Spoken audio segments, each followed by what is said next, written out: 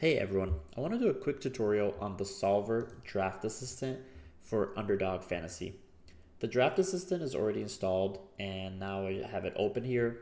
The one thing I really want to emphasize is that there's a lot of notes where these little question marks are, so you can see exactly what each one of these features does. But I'm going to go over some of the important ones first.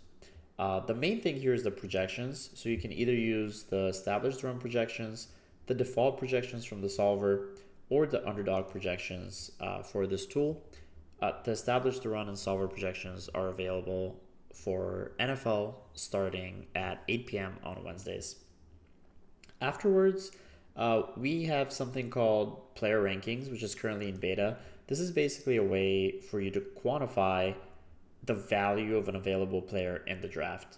I'll leave you guys to read the full description here, but I do want to say that this is in beta. We're constantly going to be improving this over the next few weeks, and these should be used as a reference point at this time.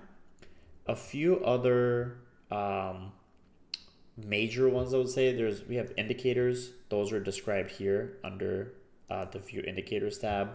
We have exposure. This is your exposure in drafts that you have already completed. This is something that you have to sync manually anytime that you want it updated.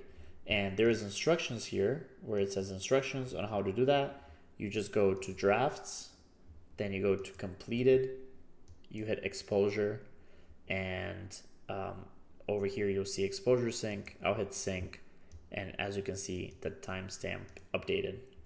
So I can go back to drafts now. I'll go to NFL, and I will go ahead and register a draft. And I'm going to continue going over some of these checkboxes here while the draft fills. There is also estimated field exposure. What this does is this tells you how likely it is that one of these players here is going to be drafted in the tournament.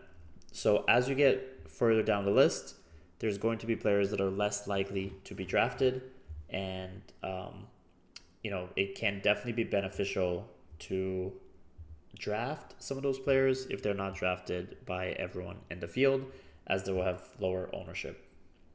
So the draft just filled, and as you see here, features will be available when the draft begins.